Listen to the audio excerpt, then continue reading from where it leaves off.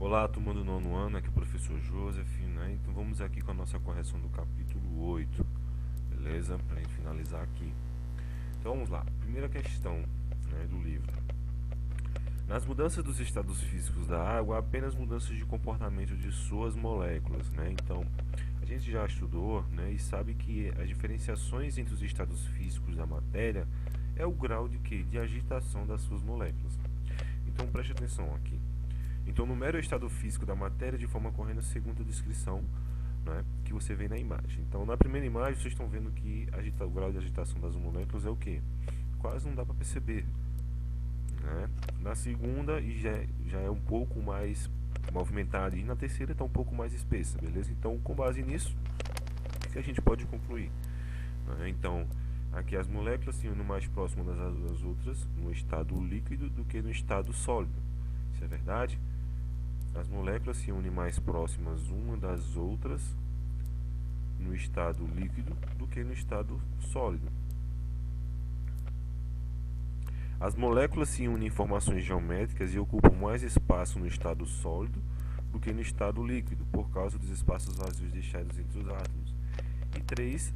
As moléculas ficam bastante desunidas, desagregadas, sendo o estado que mais ocupa espaço, né, o espaço gasoso. Então as moléculas ficam bastante desunidas, desagregadas, sendo o estado que mais ocupa o espaço do estado gasoso. Né? Então percebam que as diferenciações do grau de agitação dessas moléculas, né, vão identificar, né, qual estado elas vão permanecer, em qual também vai ocupar mais espaço. Né? Um líquido tem mais capacidade de ocupar o espaço do que um sólido, né? Que ele vai, normalmente o estado sólido ele não difere do seu formato, né? Já no gasoso ele pode ocupar bem mais espaços do que o estado sólido, né? Que ele é mais livre. Então é isso que a minha questão está querendo dizer, beleza? Segunda questão. Os estados físicos da matéria caracterizam-se pelo grau de organização de suas moléculas. Com base neste conhecimento, completa as frases seguintes utilizando uma das palavras entre parênteses, né, do modo de obter afirmações verdadeiras. Então, a agitação dos corpúsculos é maior ou menor nos líquidos do que nos gases? Ele é bem menor. Beleza? A agitação dos corpúsculos é bem menor do que dos gases, né? O gás ele é bem mais aéreo, né? Bem mais espaçoso. Num gás, os corpúsculos movem-se com grande ou pequena liberdade. Com grande, né? Nos líquidos, a liberdade de movimento é maior ou menor do que nos sólidos? É bem maior nos líquidos, né? Tem mais mobilidade dos átomos. Nos sólidos, a organização corpuscular é grande ou pequena? É muito grande, né? Então aí, temos aí nossas respostas da segunda questão. Né? Uma questão extra aqui fala o seguinte: no nosso dia a dia podemos encontrar as substâncias sob forma sólida, líquida ou gasosa, certo? Entretanto, descobriu-se que existe um quarto estado físico da matéria, raro no nosso planeta, mas muito presente na composição de outros corpos celestes.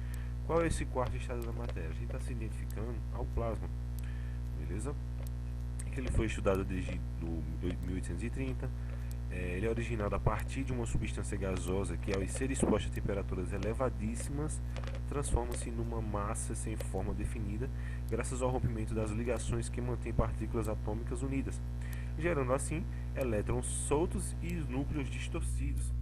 Então, na superfície da Terra, o plasma é percebido naturalmente nas descargas elétricas atmosféricas e nas auroras boreais, né, auroras polares. O vento solar constante ejetado pelo Sol também é constituído como plasma. Beleza?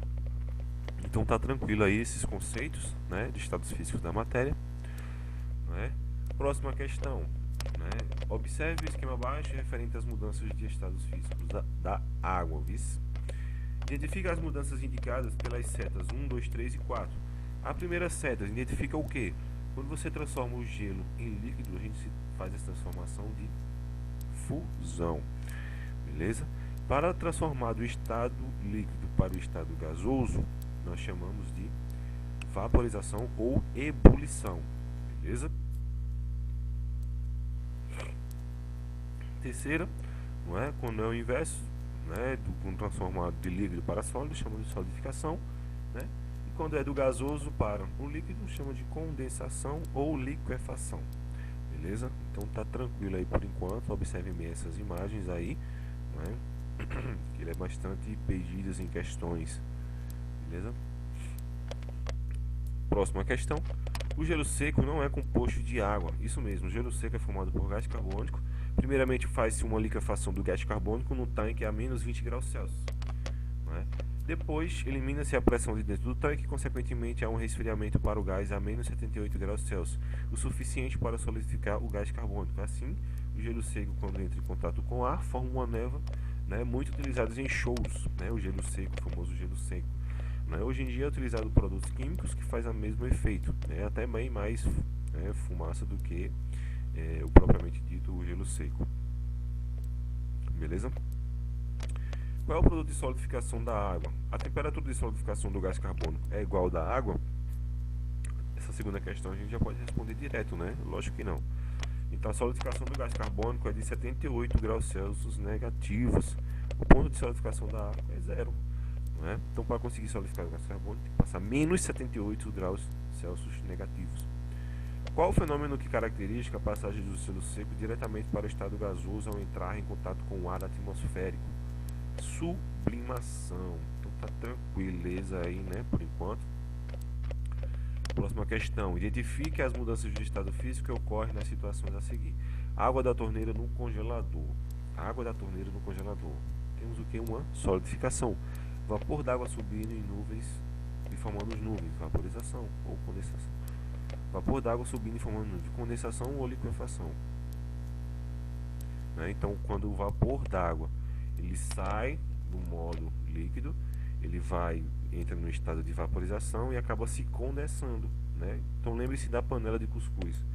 Né? Quando você abre a panela de a tampa da cuscuzeira, né? Está totalmente contendo gotículas de água. Então essas são condensações formadas através dos vapores de água que saem. Picolé derretendo, né? Chama fusão. Roupa molhada estendida no varal, secando, chama de evaporação. Tranquilo, né? A produção de suor na espécie humana é um mecanismo que impede a elevação da temperatura corpórea, mantendo o organismo na temperatura aproximadamente a 37 graus Celsius. Ao ser vaporizado em nossa pele, o suor retira dela energia térmica, reduzindo assim a temperatura. Dentre as situações expostas a seguir, assinala a alternativa que não se verifica como estado físico descrito. A água armazenada em um filtro de barro é colocada na sombra, com o tempo torna-se mais fresca. As roupas molhadas penduradas no varal expostas ao vento ficam mais frias, como percebemos pelo tato. Quando uma garrafa de refrigerante gelado é deixada sobre a mesa, formam-se gotículas de água que são aderidas ao recipiente e propiciam uma redução ainda maior da temperatura do refrigerante. Então ele está perguntando que não se verifica o mecanismo descrito a seguir. Quando uma garrafa de refrigerante fica gelada e é deixada sobre a mesa, formam-se gotículas de água aderidas ao recipiente que propiciam uma redução ainda maior na temperatura. Vai diminuir a temperatura ou vai aumentar? Você deixar a garrafa fora da geladeira. Então tá aí a nossa resposta, né? Letra C. Próxima questão. A passagem turbulenta de um líquido para o estado de vapor